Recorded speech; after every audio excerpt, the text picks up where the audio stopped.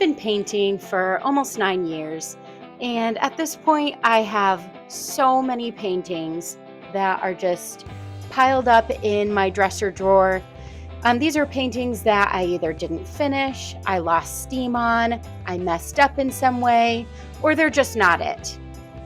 In the title of this video, I called this What to Do with Your Painting Failures. And I put failures in quotation marks because while every painting is an opportunity for growth and learning, I know, because I am and have been this way, that it can be really frustrating when you work really hard and have this vision in your brain, and then your painting doesn't come out the way you want. And sometimes it can be hard to have the perspective of growth and the process and the journey. So, with that in mind, yeah, you could just stick them in your dresser drawer, collecting dust. Or you can stay tuned and take a look at 4 different ideas I have for your paintings that aren't making it into a frame.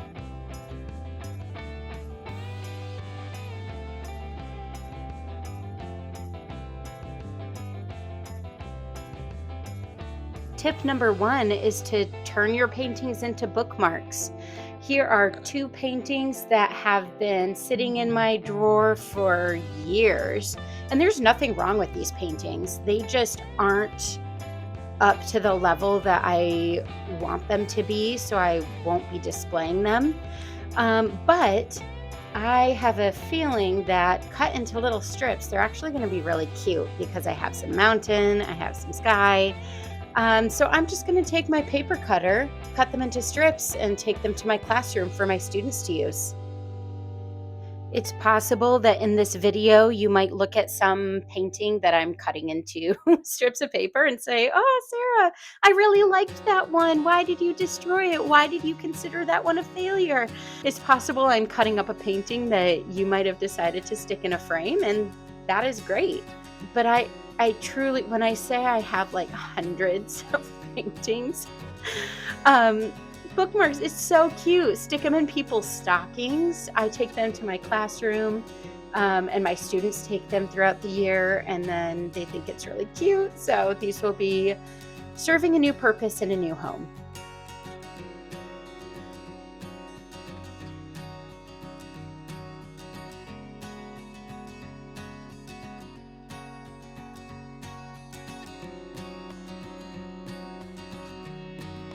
All right, idea number 2 is to finish off a half done watercolor painting with pen instead of with paint.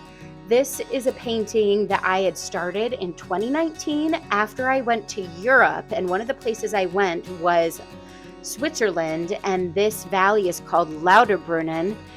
Here's the reference photo. This, like, I can't even describe how like otherworldly and magical this place is. And I was like, oh my God, I have to paint this. And I got about halfway through the painting. And again, like, this isn't a bad painting. This is cute, but it's definitely unfinished. I was looking at the reference photo and I was like, there's ain't no way I can finish this thing. Like, it's so detailed. And I was worried that I would be making it really, really fussy if I tried to finish off this painting. So it has truly been sitting in a pile of paintings for 6 years, and I got nothing to lose because I was never going to finish this. So I'm taking some micron pens. I grabbed a 5, an 8, and a 12. And instead of finishing it with watercolor, I'm gonna add details on top in pen. I'm not really confident in drawing, so we'll see how this goes. This might end up looking bad, but again, like, what do I have to lose? This painting has been not displayed for 6 years. It might just be not displayed again, so that's fine.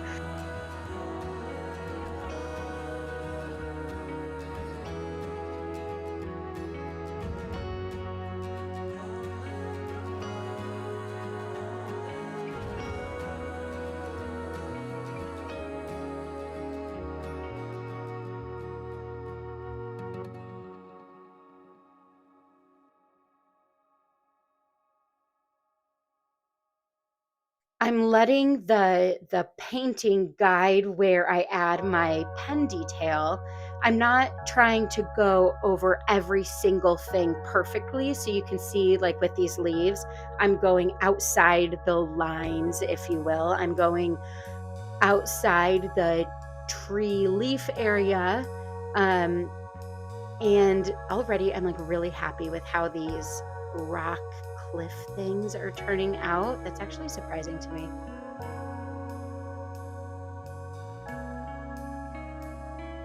Adding pen does give this a completely different style than what I normally do when I just finish things off with watercolor. I've noticed that my art, when I add pen on top, looks very illustrative, very like storybook, like a children's book. Not in a bad way at all. It's just not my typical style, but it kind of looks like a still of a movie, like an animated movie or something. I'm actually kind of digging this. This trip was spectacularly beautiful. It was actually a real pain to get here, all the different trains and stuff, to this remote area, but these cliffs are hundreds of feet high, and the town of Lauterbrunnen is down in this valley, and there's this walking path that I'll add later to this drawing, that you're just walking below these cliffs, and these waterfalls are falling down into the valley, and there are paragliders above your head, and oh my gosh, it's freaking magical.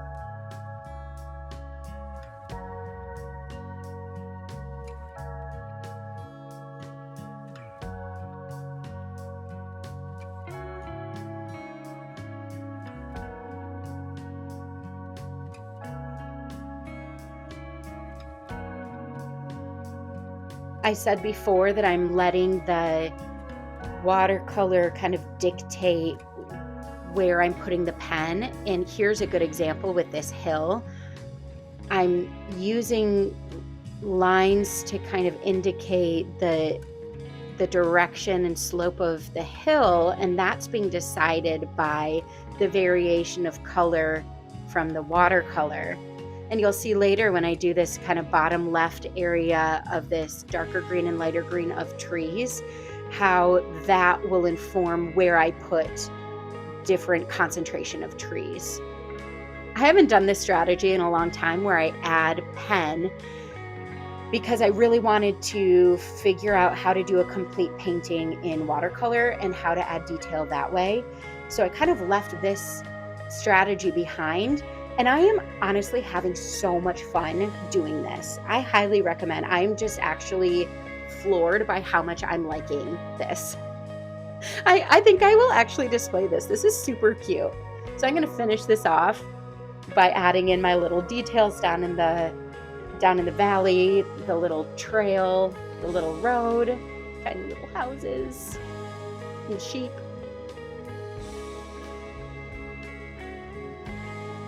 Using the strategy can be a good one because we tend to be more confident and comfortable with a writing utensil than with a paintbrush. And as you're getting more confident with how to finish off your paintings, try it out with a pen. Go mixed media with it. Who cares? It's cute.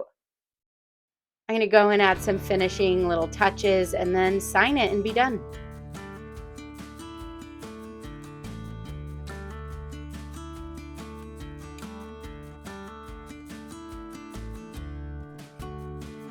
Idea number 3 is to put quote unquote failed paintings into your sketchbook or your studio journal. So here are 2 paintings that I did when I was doing a series of different landscapes inspired by different months of the year to make a calendar. And this one was December. I attempted this 3 times, and I'll show you the final at the end, and you can see how I kind of learned from both of these attempts. But these, as you can see in the bottom half, are paintings that I did not finish. So I didn't even bother because they were a lost cause for me, but I learned a lot from doing them.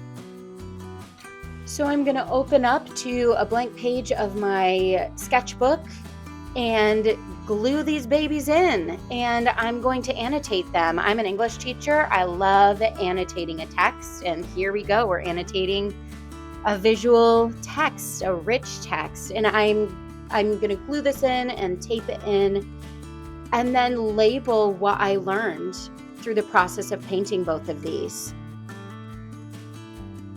A studio journal or a sketchbook can be a great way to track your progress in different techniques. I fall into the trap of wanting my sketchbook to be picture perfect. You know, I see these things on Instagram where it's like, tour my sketchbook, and then they're like the most beautiful paintings I've seen on planet Earth. And that's so amazing.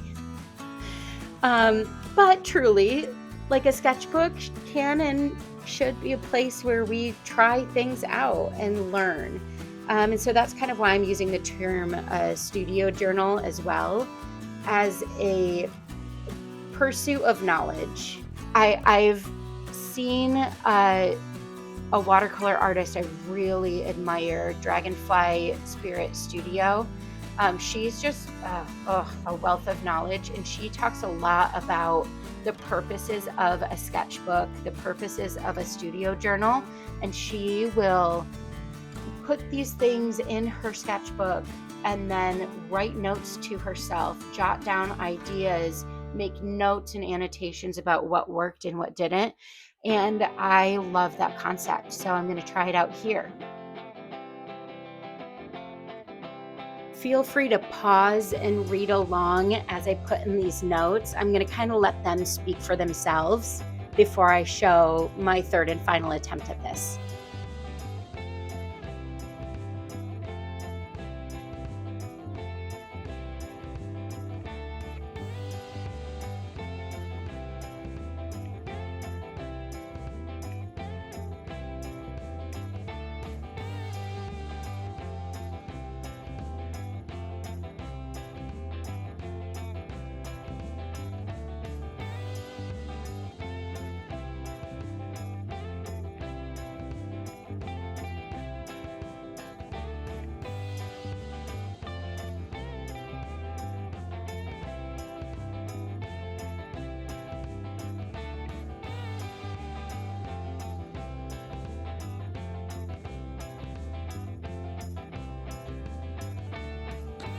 Doing this exercise did make me realize that I wanted to do a whole series of painting rocks, which is a type of geography I'm not super confident in painting, and that's something that I found really challenging with this painting, of how to convey these different textures that were more than just snow and silhouetted rock, which I had gotten more comfortable with.